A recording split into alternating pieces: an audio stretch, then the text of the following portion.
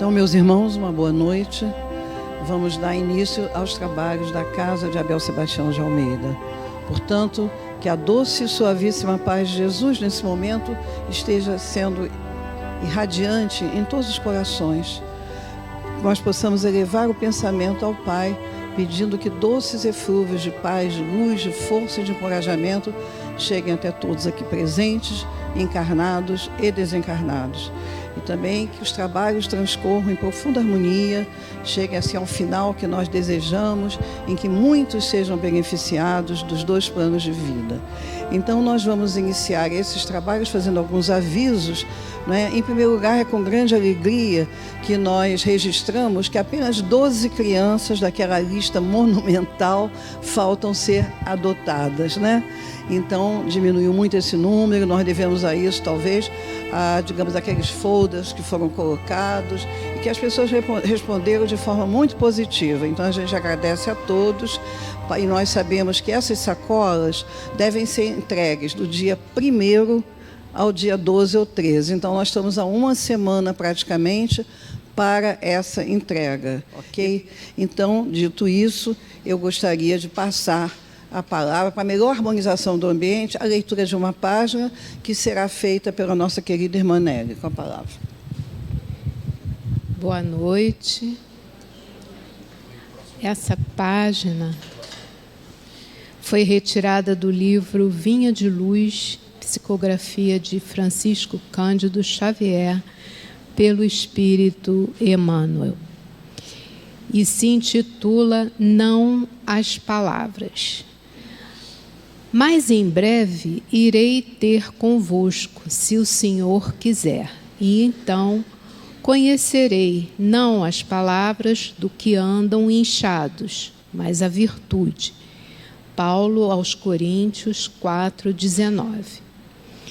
Cristo e os seus cooperadores não virão ao encontro dos aprendizes para conhecerem as palavras dos que vivem na falsa concepção do destino, mas sim dos que se identificaram com o espírito imperecível da construção evangélica. É indubitável que o Senhor se interessará pelas obras, contudo, toda vez que nos reportamos a obras, geralmente, os ouvintes somente se lembram das instituições materiais visíveis no mundo, ricas ou singelas, simples ou suntuosas. Muita vez, as criaturas menos favorecidas de faculdades orgânicas, qual o cego ou o aleijado, acreditam-se aniquiladas ou inúteis ante conceituação dessa natureza.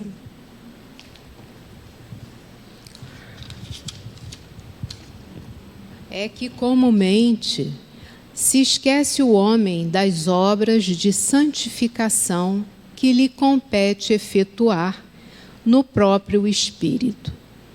Raros entendem que é necessário manobrar pesados instrumentos da vontade a fim de conquistar terreno ao egoísmo, usar enxada de esforço pessoal para o estabelecimento definitivo da harmonia no coração. Poucos se recordam de que possuem ideias frágeis e pequeninas acerca do bem e que é imprescindível manter recursos íntimos de proteção a esses germens para que frutifiquem mais tarde. É lógico que as palavras dos que não vivem inchados de personalismo serão objeto das atenções do Mestre em todos os tempos, mesmo porque o Verbo é também força sagrada, que esclarece e edifica. Urge, todavia, fugir aos abusos do palavrório improdutivo que menospreza o tempo na vaidade das vaidades. Não ouvide, pois, que antes das obras externas de qualquer natureza, sempre fáceis e transitórias, tens por fazer a construção íntima da sabedoria e do amor, muito difícil de ser realizada, na verdade, mas por isso mesmo sublimada e eterna. Então agora você vai. Então, meus irmãos, após a leitura dessa página tão linda, né, é que nos fala desse processo de entesouramento íntimo, de sabedoria e amor. É isso que conta na nossa caminhada. Às vezes, quantas coisas externas a gente se pega, o Cristo combateu tanto isso, mas é alguma coisa mais íntima, profunda e que nos vai fazer caminhar muito bem no nosso roteiro evolutivo. Agora é com muita alegria que eu estou passando a palavra ao nosso querido irmão Alcir, que vai falar sobre verdadeira pureza, mãos não lavadas. É o capítulo 8º do Evangelho, itens 8 a 10. Obrigado. Não, vou falar com ele. Você está com sua parte.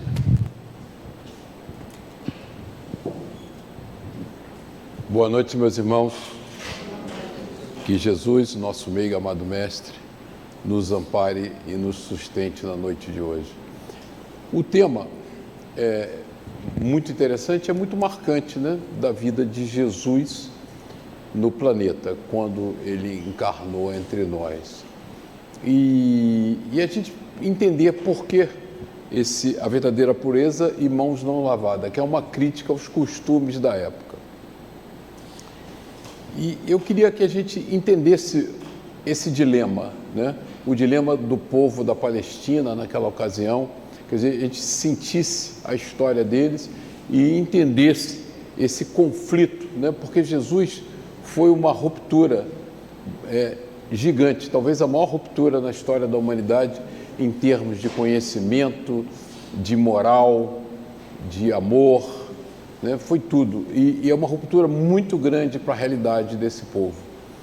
E aí eu trouxe para vocês um pouco de história para a gente mergulhar no que era a Palestina daquela ocasião, a gente acompanhar um pouco aquela história daquele povo e entender esse conflito, a dificuldade. Hoje nós temos dificuldade de entender e praticar os ensinamentos de Jesus, né? Nós vamos ver aqui, Kardec, sobre diversas passagens, nos mostra isso, a tremenda dificuldade. Se nós hoje temos dificuldade de seguir os ensinamentos do Cristo, imagina há 2000 anos atrás o quão era difícil. E a gente vai reproduzir um pouco aqui aquela história para a gente entender essa dificuldade que eles tinham, as crenças que eles tinham, os valores que eles tinham, como isso se rompeu.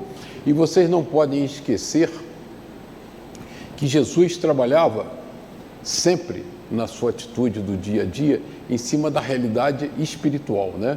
Ele nunca se considerou como nós nos consideramos, esse ser que está encarnado, mas ele sempre se comportou como espírito imortal, né?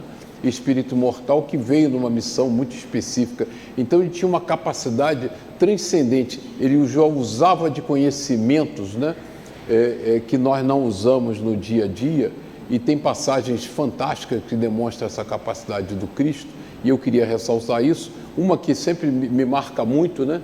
Jesus sempre disse, eu não vim para os sãos, eu vim para os doentes. E vocês vão ver que os costumes da época, eles tinham muita restrição aos doentes, e vocês vão ver por quê. E seguia Jesus uma horda, né, de doentes, leprosos, endemoniados, né? Jesus carregava, ele não falava para os sãos, ele falava para os doentes, né? E Jesus vem caminhando, vocês imaginem, naquelas estradas poeirentas, o povo em barulho, fazendo muito tumulto, muita confusão, e a mulher hemorrágica toca no manto dele.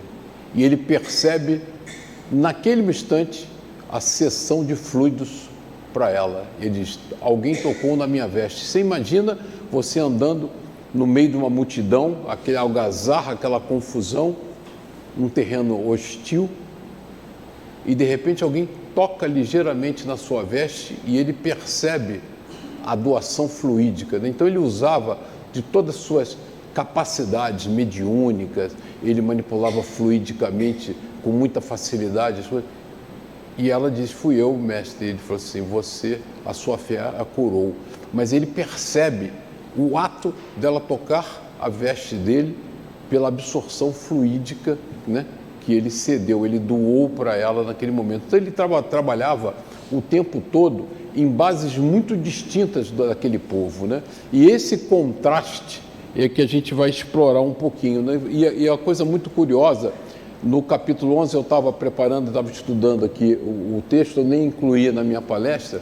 Capítulo 11, amar ao próximo como a si mesmo. Kardec está justificando, explicando a importância da reencarnação nesse processo do amor divino. E Kardec faz um comentário muito interessante, que ele diz o seguinte: pois bem, para praticardes a lei de amor, né, e Jesus era a lei de amor, tal como Deus o entende, preciso se faz, chegueis passo a passo a amar a todos os vossos irmãos, indistintamente. E ele começa a explicar para nós por que a reencarnação é importantíssima. A tarefa é longa e difícil, mas cumprir-se-á. Deus o quer e a lei de amor constitui o primeiro e o mais importante preceito da vossa doutrina, porque é ela que um dia matará o egoísmo, qualquer que seja a forma sob o que se apresente, dado que além do egoísmo pessoal, há também o egoísmo de família, da casa, da nacionalidade. Disse Jesus: amai o vosso próximo, como a vós mesmo. Ora, qual é o limite com relação ao próximo? Será a família? Aceita? A nação? Não, é a humanidade inteira. Então, se vê bem, quando pregava, Jesus pregava para aqueles homens e mulheres naquela região da Palestina, mas ele falava para a humanidade inteira, ele falava para todos nós, seres criados por Deus para a perfeição. Então a gente vai fazer um mergulho histórico, vocês vão me perdoar fazer esse mergulho histórico, mas ele é interessante para a gente entender isso aí. A coisa começa em Ur, na Mesopotâmia, né? Mesopotâmia é a região entre o rio Tigre e Éufrates, na região que hoje é o Iraque e Irã, ali perto do Golfo Pérsico. Começa-se um grande processo de sedentarismo, né, de cidades-estados, o primeiro processo evolutivo da humanidade. Isso há 4, 5 mil anos atrás. Nós deixamos de ser nômades e passamos a ser sedentários, e a região da Mesopotâmia foi muito rica, né, em cidades-estados, entre caldeus, assírios, babilônicos e tal, que se instalaram lá. E Ur, em particular, porque Ur nos interessa, né, essa cidadezinha, vou apontar aqui, né, que está aqui embaixinho, já perto do Golfo. Ur é importante porque Ur é a cidade que gerou os 2 primeiros códigos de leis e comportamento da humanidade escritos, né? Ur é a cidade que Abraão nasceu e deixou para ir para a Palestina. Então Ur tem um papel, sem vocês perceberem, importantíssimo na nossa vida. Ur fica pertinho, né, do crescente fértil ali da Palestina, e é dali que Abraão sai, né?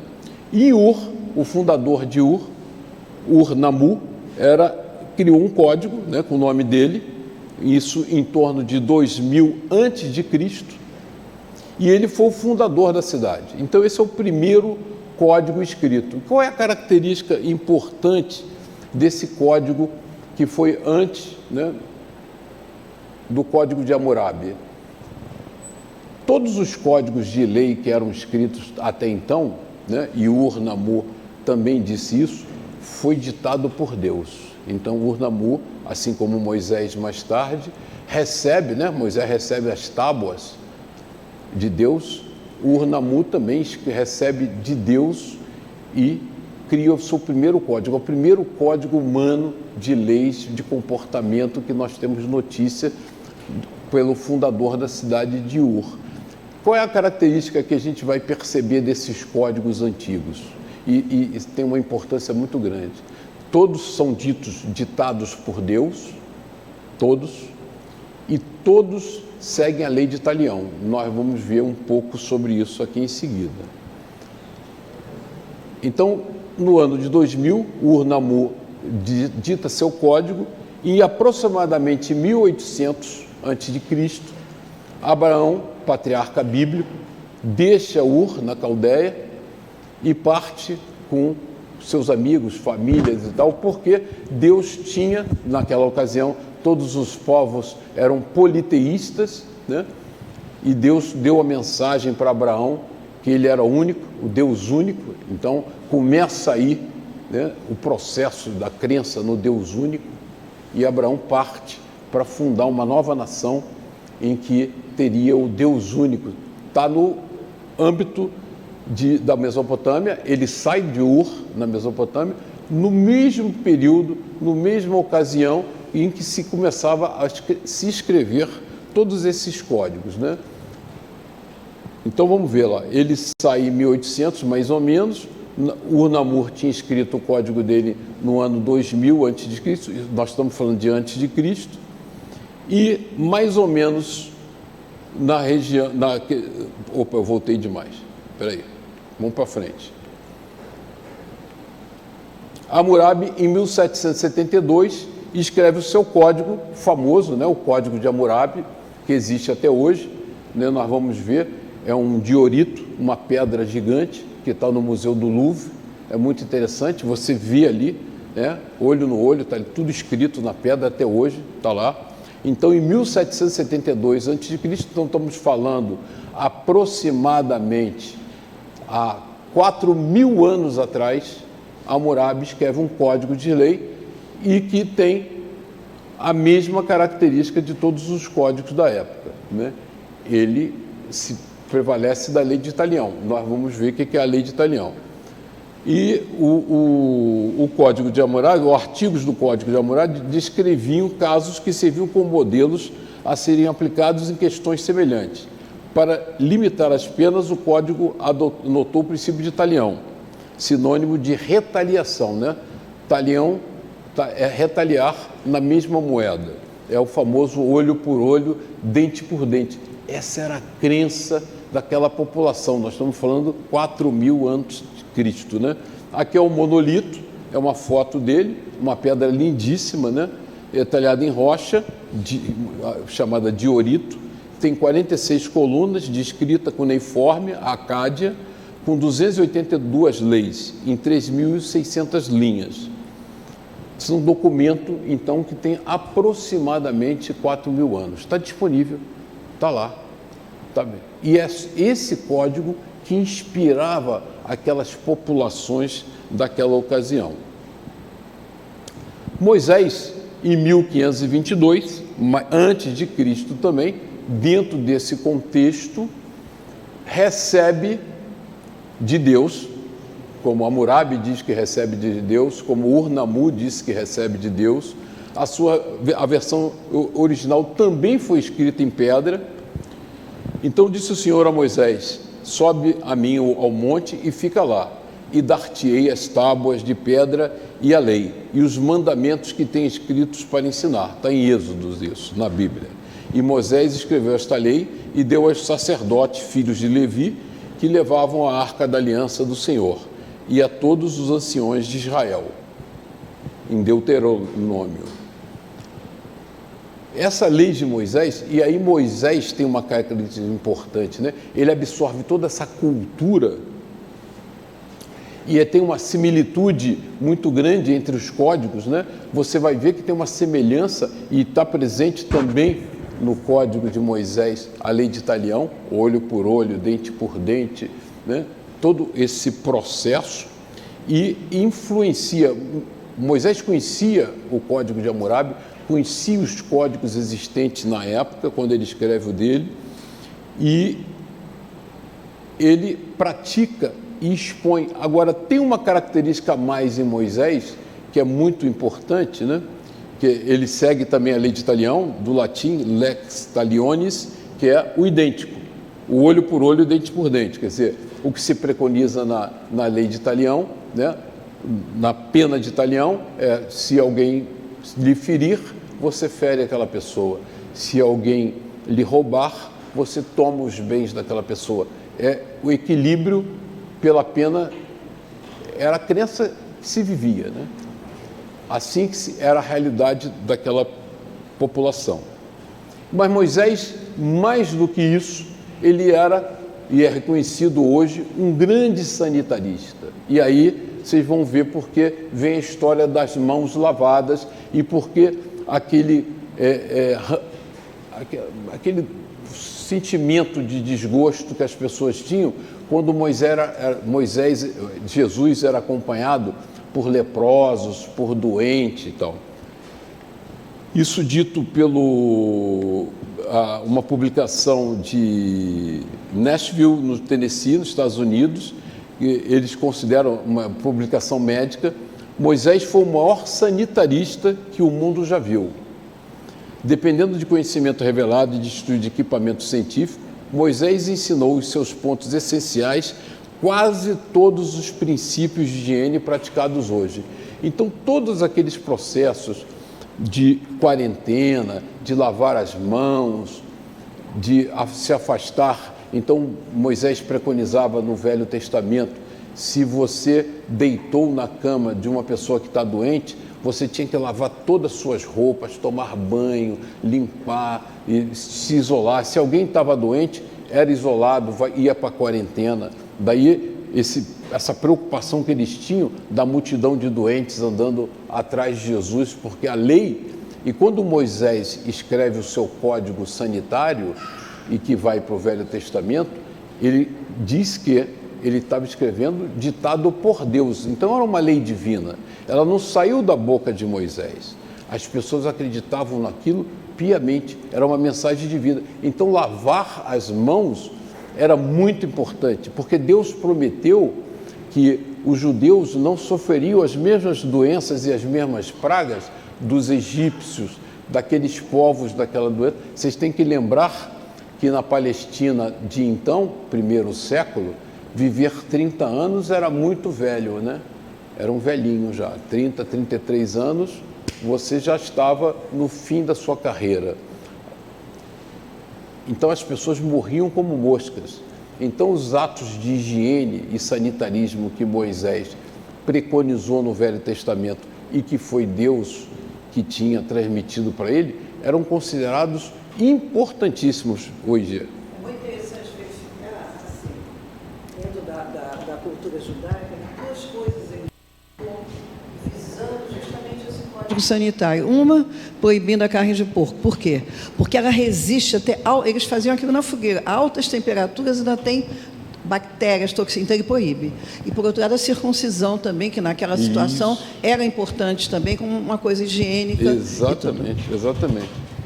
Isso que a Regilda ressaltou são costumes que são mantidos até hoje, que eram fundamentais naquela época para manter a saúde do povo, né? Então, que alimento podia se comer, a proibição de comer porco, a lavar a mão antes da refeição, tomar banho com frequência, se você tivesse um contato com um doente, fazer uma higiene, se alguém estava com alguma doença contagiosa, ficava em quarentena. Então, tinha todo um procedimento e que não era ditado por alguém, né? Foi ditado por Deus, né? O asseio pessoal era imposto e obrigatório. O sistema de esgoto também era obrigatório, de maneira que o arraial dos judeus, as pequenas cidades judaicas, era asseado como são as cidades modernas. Então não tinha esgoto correndo a céu aberto, não se fazia necessidades na rua, era proibido, era a lei divina.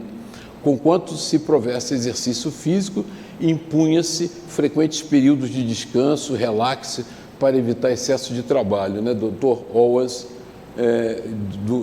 da mesma universidade, falando. Então, eles estavam num contexto que toda essa tradição, que é muito antiga, né? Que começa ali na Babilônia, na Caldeia, com os assírios, na Mesopotâmia, e que migra para o Oriente Próximo, esse comportamento estava regado, era uma crença, era a palavra de Deus. Não só, então, eles acreditavam nas penas de talião, né? Olho por olho, dente por dente, como todas essas regras de lavar a mão, de tomar banho, de andar longe dos doentes, de lavar, era regra de Deus. Deus havia determinado isso. E Jesus, ele estabelece a lei de amor. Porque quando Jesus começa a passar a sua mensagem, e aí que tem a ruptura, ele não fala como o ser encarnado, mas como o espírito imortal que naquele momento está ali para iluminar aquela população. Aí que há uma ruptura muito interessante. Qual era o cenário do século I? Né? Século I, como é que era a vida lá? Os romanos dominavam a região e mantinham seu domínio sobre as províncias do império a ferro e fogo. Para conseguir isso, para manter esse domínio rigoroso, e Roma vivia do espólio dos dominados, né? Cobravam impostos de todas as nações dominadas, e os impostos eram cobrados, daí vocês lembram de toda a passagem bíblica, como os publicanos eram mal vistos, né? Quem eram os publicanos? Eram os cobradores de impostos de Roma, que cobravam os impostos para entregar a Roma. O povo odiava os publicanos, eles odiavam esse sistema de opressão que Roma impunha, não só na Palestina, impunha sobre todas as regiões que era dominada pelo Império Romano, né? Eles tinham que gerar riquezas para manter a suntuosidade de Roma. Frequentemente, isso aqui eu achei interessante deixar, faziam recenseamento nas províncias para calcular se o recebimento dos impostos estava correspondendo ao crescimento da população. Então eles viam quanto arrecadavam para ver quantas pessoas viviam ali, para saber se não estavam desviando dinheiro. O recenseamento feito na época do nascimento de Cristo tinha essa finalidade. Nas províncias do Império, os imperadores eram representados por procuradores romanos, né? E aqui, no tempo que Jesus foi morto, o procurador, e nós vamos falar sobre ele daqui a pouco, era Pôncio Pilatos, muito conhecido nosso, né, desse processo. E como era a estrutura, né, legal e religiosa, né? Era uma teocracia. A Palestina, o órgão mais político mais importante era o Sinédrio, onde se reuniam os senadores, e era composto por 71 membros, e que era comandado por um sumo sacerdote. Quer dizer, o Sinédrio era comandado pelo sumo sacerdote, o rabino mais importante era o chefe. E ele exigia o cumprimento rigoroso da lei para manter a ordem interna. Que lei era essa? A lei que estava no Velho Testamento. A lei que herdou todo esse conhecimento, primeiro da lei de Italião e segundo, todo aquele comportamento sanitarista que Moisés havia colocado como regra divina. Então isso era importante, né? E aí dividiam-se saduceus, fariseus, essênios e zelotas, cada um tentando dominar, né, a luta do poder. O povo judeu, naquela época, era o único povo monoteísta, todos os outros, inclusive os romanos, eram politeístas, né? Abraão sai de Ur, o pai de Abraão era um artista, ele criava estátuas de deuses para serem cultuadas, né? E Deus tinha revelado a Abraão que havia um Deus único, e ele larga Ur com esse objetivo. Então, no primeiro século, na região da Palestina, todos os judeus praticavam o monoteísmo, o que era uma exceção na região. A esperança do Messias, a chegada do Messias, ajudava todos, e era uma esperança, mas era o Messias que eles imaginavam à luz do dente por dente, olho por olho, que ia libertar eles dos romanos, que ia libertar da opressão dos impostos, que ia libertá-lo daquele estado. Mas Jesus veio revelar uma vida muito maior, que foi a vida espiritual, né? E a lei, naquela ocasião, tinha uma importância decisiva. O Torá devia ser cumprido a todo custo. Essa era a realidade. Então chega Jesus e desconhece toda essa realidade e começa a pregar o amor. Então o que Jesus... Vou ler aqui o texto da nossa passagem e depois Deixa eu avançar mais um pouquinho, eu volto, né? Qual é a grande guinada, né? Imagina você que existe uma realidade legal antiga de 2000 anos que prega o olho por olho, dente por dente, que é uma realidade que foram códigos de leis que, teoricamente, ditados por Deus e que a população seguia cegamente. E aí Jesus fala, eu peguei algumas passagens, né? Perdoar 70 vezes 7. Ninguém perdoava ninguém, né? Se você matou o meu cabrito, eu mato o seu cabrito. Se você matou meu filho, eu mato o seu filho. E aí pergunta-se a Jesus, quantas vezes eu devo perdoar alguém? 70 vezes 7. Isso é infinito. É perdoar infinitamente, né? É perdoar sempre. Porque 70 vezes 7, naquela época, era um número tão grande, que era perdoar a vida toda. Se bater na sua face, dá a outra face. É completamente diferente das crenças. Você vê que há uma ruptura. Jesus chega com uma mensagem que não fazia nenhum sentido para eles. Como às vezes ainda não faz sentido para nós, imagina para aquela população que passou 2, 3 mil anos acreditando na lei de Daniel. Amar os vossos inimigos. O que adianta o homem ganhar o mundo inteiro e perder a sua alma? Eles não estavam preocupados com a sua alma. Eles não se sentiam espíritos imortais. E aí Jesus diz, não são os que têm saúde que precisam de médico, mas sim os doentes. Eu não vim para chamar justo, mas vim para chamar os pecadores. Então, mãos lavadas, aí vamos ler o texto bíblico. Então os escribas e os fariseus que tinham vindo de Jerusalém aproximaram-se de Jesus e lhe disseram, por que violam os teus discípulos a tradição dos antigos, uma vez que não lavam as mãos quando fazem suas refeições? Para eles faziam todo sentido, porque eles não tinham as mesmas doenças que os egípcios, os assírios, os babilônios tinham.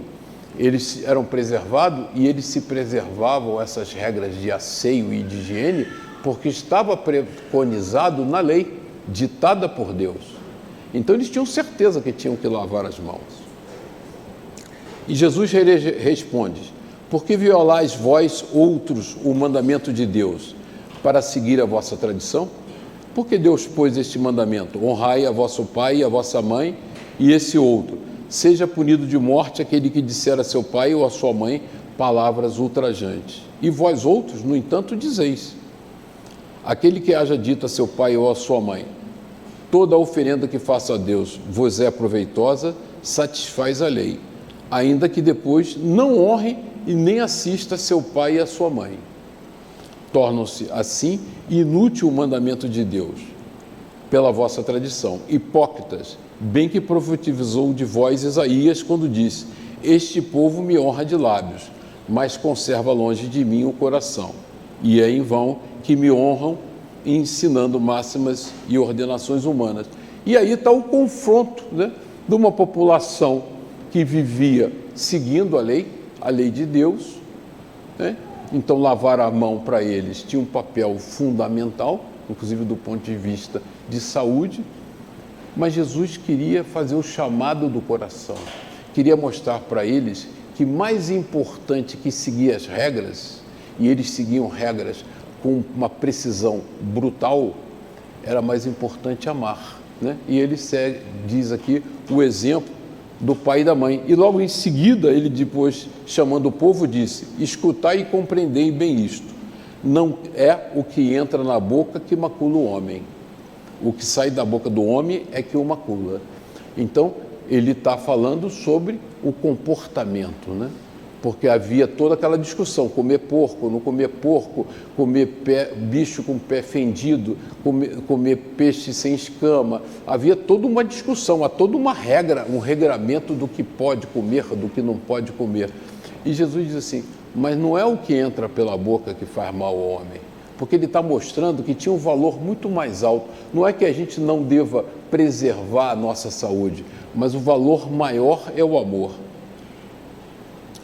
O que sai da boca procede do coração e é o que torna impuro o homem.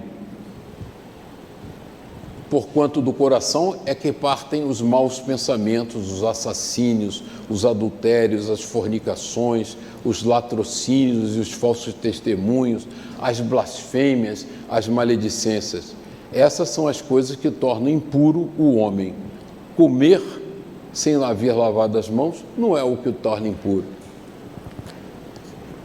E há um conflito. E aí agora a gente entende por que eles valorizavam tanto isso. Mas valorizavam sem valorizar o comportamento no bem. Eles simplesmente praticavam as coisas mecanicamente, sem nenhuma atenção ao amor, à transformação moral, né? Era um povo tremendamente materialista e, como se diz hoje em dia, a gente ouve isso, temente a Deus, né? Por que temente? Porque tem medo. Não é o Deus de amor, né? Ele até estava ressaltando no outro dia isso. Não é o Deus de amor que nos ampara, nos sustenta, nos anima, mas é o Deus que pune, que se vinga, um Deus sentimental, né? Que não é o Deus que nós conhecemos o Deus de amor, de misericórdia. Então, o que Jesus queria ressaltar para eles, que não adianta vocês cumprirem essas leis rigorosas e essas leis sanitárias do que comer, lavar a mão, não lavar a mão, porque isso para eles era sagrado, era ditado por Deus, estava no livro e nos ensinamentos recebidos por Moisés de Deus. Então, não havia questionamento, só que não havia uma preocupação do ser humano de amar, de se doar, né? A felicidade estava no cumprimento irrestrito da lei. E Jesus põe a felicidade na felicidade do outro. Na medida em que você fizer caridade, que você amar o seu próximo, você vai ser feliz. Então Jesus muda o foco. O foco não sou eu, mas é o meu próximo. É aquele a quem eu devo amar, a quem eu devo me dedicar, né? E Kardec extrapola no capítulo 11 quando diz: a reencarnação nos permitirá, no limite das nossas vidas, amar a humanidade inteira, né? Isso é fundamental. E aí Jesus, nas suas passagens, eu peguei uns outros trechinhos de Jesus, em que ele põe com muita clareza, né, essa separação entre mundo material e mundo espiritual. Quem sou eu? Essa é a pergunta que nós não sabemos responder até hoje. Pilatos, tendo entrado de novo no palácio e feito vir Jesus à sua presença, perguntou-lhe: és o rei dos judeus? Esse é o Pilatos que a gente viu lá, que era o governador romano. Respondeu-lhe Jesus: meu reino não é deste mundo. Se o meu reino fosse deste mundo, a minha gente houvera combatido para impedir que eu caísse nas mãos dos judeus. Mas o meu reino ainda não é aqui. Porque Jesus, o tempo todo, ele trabalhava com a sua realidade de espírito imortal, né? Você vê que o destemor dele e o amor exacerbado é que ele tinha uma certeza absoluta de quem ele era, espírito imortal, criado por Deus para a perfeição. Ele não era aquele homem encarnado na Palestina naquela ocasião. Disse-lhe Pilatos, então: és, pois, reis? Jesus respondeu: tu dizes, sou rei. Não nasci e não vim a este mundo senão para dar testemunho da verdade. Aquele que pertence à verdade escuta a minha voz. Isso está em João. Essa passagem é lindíssima e mais lindo que isso é um comentário de Kardec sobre essa passagem. Kardec, logo a seguir, capítulo 2 do Evangelho, diz: por essas palavras, Jesus claramente se refere à vida futura, não à vida do corpo físico, que ele apresenta em todas as circunstâncias como a meta que a humanidade irá ter e como devendo constituir a vida futura o objeto das maiores preocupações do homem da Terra. Então a gente começa a perceber com muita clareza esse conflito intelectual e moral que havia lá. Um povo que seguia leis escritas por Deus e que preconizava a forma, o fazer, o cumprir, e Jesus que preconizava o amor infinito e a vida futura. Aí Kardec faz uma observação importantíssima. Com efeito, sem a vida futura, olha essa observação de Kardec como é importante. Com efeito, sem conhecer a vida futura, sem aceitar a vida futura, nenhuma razão de ser teria a maior parte dos seus preceitos morais. Então, os preceitos morais que Jesus pregou para nós fazem todos os sentidos, são claros e cristalinos, porque nós aceitamos a vida eterna, porque nós aceitamos a vida futura. De onde vem que os que não creem em vida futura, imaginando que ele apenas falava da vida presente, da vida material, dessa vida que nós estamos levando, não os compreendem ou os consideram pueris. E acontece conosco. Aconteceu com os judeus na Palestina e acontece conosco hoje, porque nós damos mais importância à nossa vida material, nós estamos mais preocupados em ter do que ser. E essa preocupação nos leva a todas essas aflições que nós vivemos no planeta Terra, que Jesus não passou porque ele não teve nunca essa dúvida de quem ele era. Outra passagem importante que Jesus separa, né? Mundo material de mundo espiritual, vida futura. O que interessa para nós é a vida espiritual, a verdadeira vida. Os fariseus, tendo se retirado, estenderam-se entre si para enredá-lo, para comprometer Jesus. E vocês já viram como era o clima na época, o que era pagar impostos, né? A crise que existia política sobre esse assunto. Então eles perguntam a Jesus: mestre, sabemos que és veraz e que ensinas o caminho de Deus pela verdade, sem levares em conta a quem quer que seja, porque Jesus não dava valor a títulos, né? Ele dava valor a sentimentos. Por que nos homens não considerais as pessoas? Dize-nos, pois, qual a tua opinião sobre isso? É-nos permitido pagar ou deixar de pagar a César o tributo? Então eles estão enredando Jesus numa luta política, eminentemente material, política, que não tinha nada a ver com as palavras do Cristo. Mas Jesus, na sua sabedoria infinita, responde: hipócritas, por que me tentais? Apresentai-me uma das moedas que se dão em pagamento do tributo. Aqui tem um denário, né? De um lado a face de César, do outro lado a Pax Romana, né? Que era o sistema de justiça de Roma. E ele pergunta: por que me tentar? Apresentar uma das moedas que lhe dão em pagamento do tributo. Eles apresentaram um denário e tendo-lhe eles apresentado um denário, perguntou Jesus: de quem são essas imagens e esta inscrição? De quem são essas imagens? De César, responderam eles.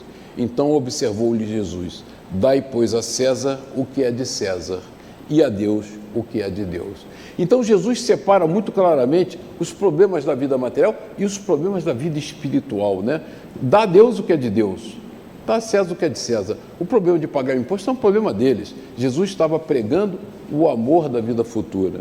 Então essa é a nossa dicotomia, essa foi a grande discussão naquela ocasião, essa é hoje, vida material e vida espiritual. O que é mais importante para nós? A vida material, a vida do dia a dia, as conquistas, os títulos, o egoísmo, ou nós estamos trabalhando para construir a vida futura, a vida eterna, né? Porque nós somos espíritos imortais. Quando a gente começa a ter essa certeza, a gente muda o nosso foco dos problemas do dia a dia. E para nós entendermos essa dualidade, eu fui no Livro dos Espíritos e peguei pergunta 84. Kardec pergunta: os espíritos constituem um mundo à parte, fora daquele que vemos? Sim.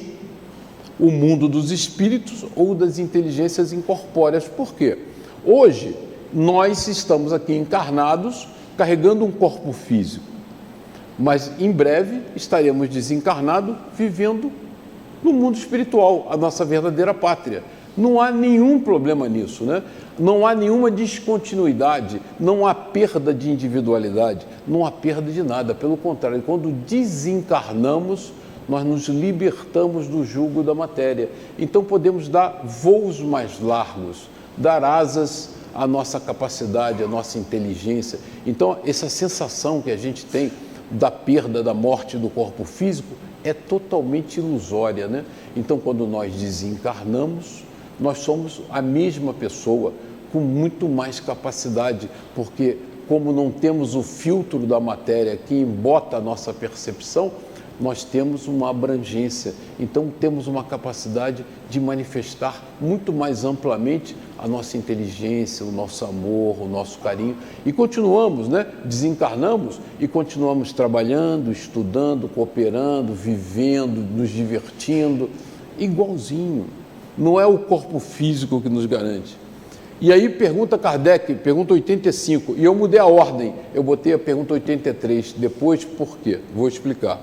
Qual dos dois, o mundo espírita ou o mundo corpóreo, é o principal? Kardec perguntando aos espíritos, na ordem das coisas. O mundo espírita, que preexiste e sobrevive a tudo.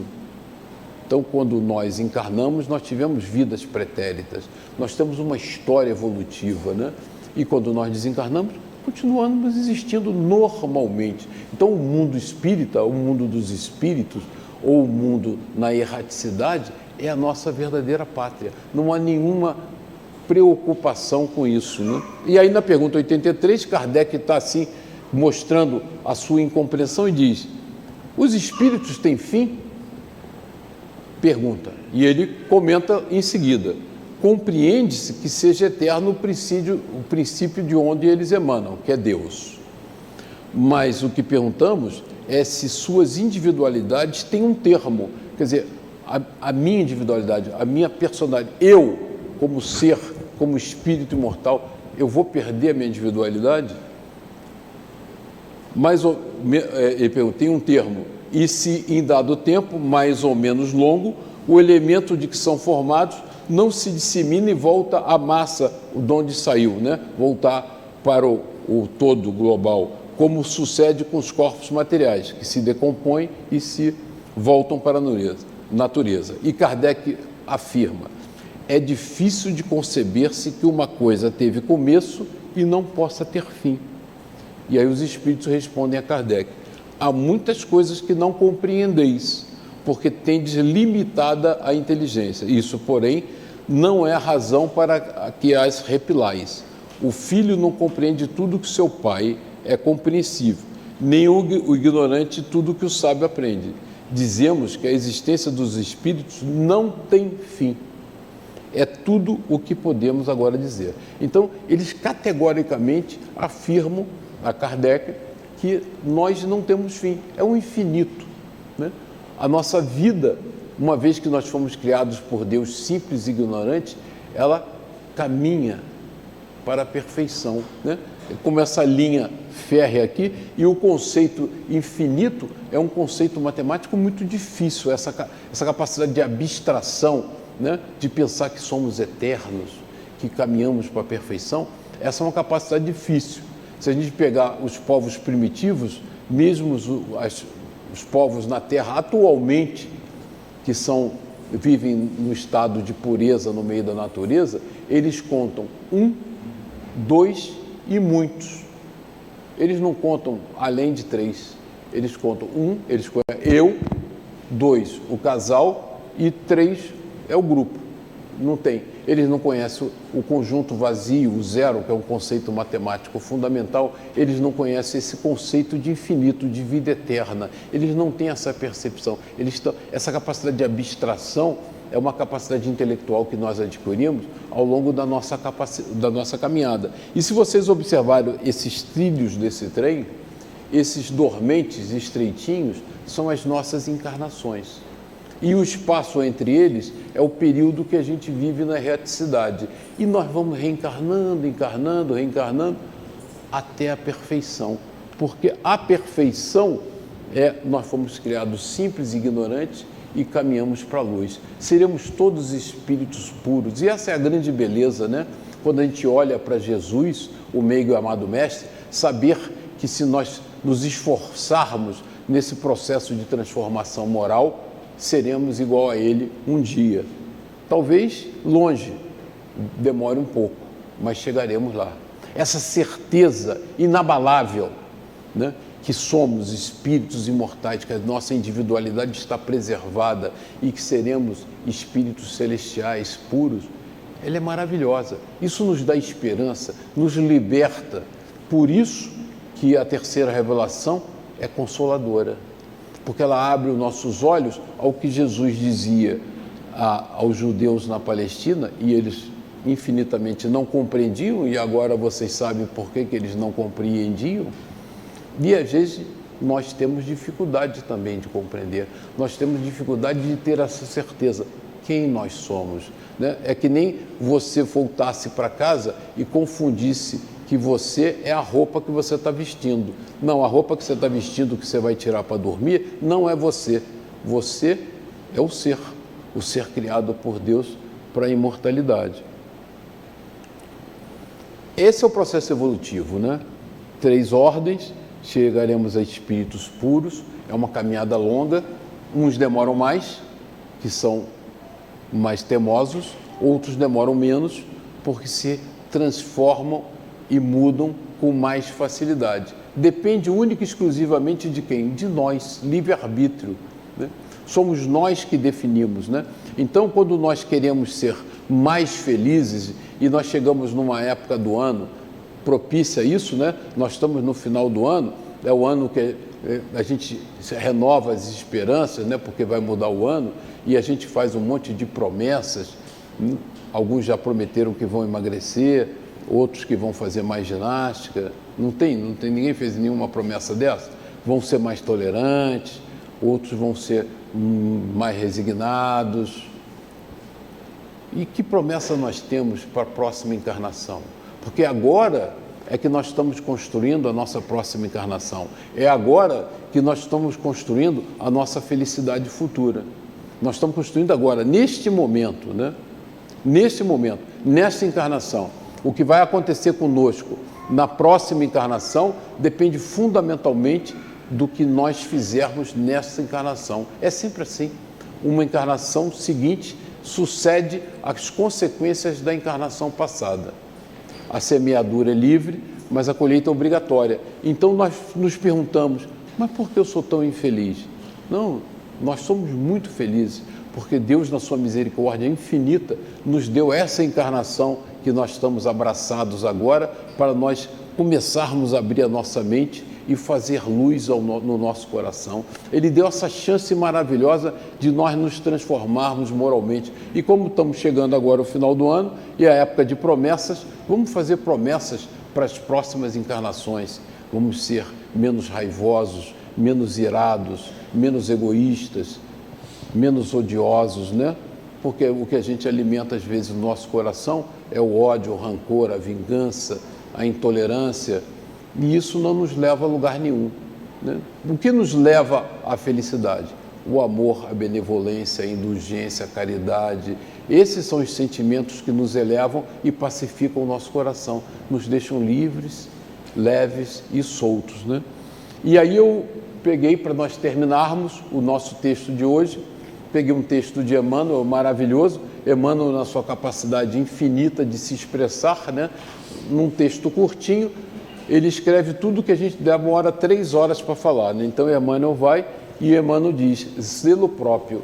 Esse é do livro Caminho, Verdade e Vida, psicografia do Chico, ditada por Emmanuel. Eu vou ler com vocês. A natureza física, não obstante a deficiência de suas expressões em face da grandeza espiritual da vida, fornece vasto repositório de lições alusivas ao zelo próprio. A fim de que o espírito receba o sagrado ensejo de aprender na terra, receberá um corpo equivalente a verdadeiro santuário. Esse corpo é um santuário para nós. Os órgãos e os sentidos são as suas potências, mas semelhante tabernáculo não se ergueria sem as dedicações maternas, e quando a criatura toma conta de si, gastará grande percentagem de tempo na limpeza, conservação e defesa do templo de carne em que se manifesta. Esse é o nosso instrumento de manifestação no planeta. Nós temos que cuidar dele para que a gente possa cumprir a nossa missão. Precisará cuidar da epiderme, da boca, dos olhos, das mãos, dos ouvidos. O que acontecerá se algum departamento do corpo for esquecido? Pergunta Emmanuel. Excrescências e sujidades trarão veneno à vida. Se o quadro fisiológico passageiro e mortal exige tudo isso, né, se o nosso corpo exige tudo isso, e aí reforçando a necessidade da higiene que era preconizada por Moisés, o nosso sanitarista hebreu, ele lembra, como Jesus nos lembrou, que não requer de nossa dedicação o espírito com seus valores eternos. Se já recebeste alguma luz, desvela-te e não perdê-la. Intensifica em ti, lava os teus pensamentos em esforço diário, nas fontes do Cristo. Corrige os teus sentimentos, renova as aspirações, colocando-as na direção de mais alto. Não te cristalizes, movimenta-te no trabalho do zelo próprio, pois há micróbios intangíveis que podem atacar a alma e paralisá-la durante séculos. E aí, é a síntese maravilhosa de tudo, né? A resolução do problema. Temos que ter todo aquele cuidado com a higiene corporal, porque esse é o nosso templo que Deus nos deu na sua misericórdia infinita, para que nós pudéssemos fazer esse exercício do convívio hoje aqui, né, no planeta Terra, essa persona, a personagem que cada um de nós está desempenhando nesta encarnação. Mas vamos cuidar do nosso corpo físico, esse tabernáculo, mas não vamos esquecer jamais, jamais, dos valores morais que vão nos redimir e são valores redentores, que nos libertam definitivamente desses ciclos de dor e sofrimento do planeta Terra. A gente só consegue a cura, o restabelecimento, a felicidade, a paz, pela transformação moral, pelo trabalho extenuante e cotidiano de nos lapidar, nos tornar seres melhores a caminho da luz, que é o nosso destino, e Deus, o nosso Pai misericordioso e bom, nos espera lá. Boa noite, meus irmãos.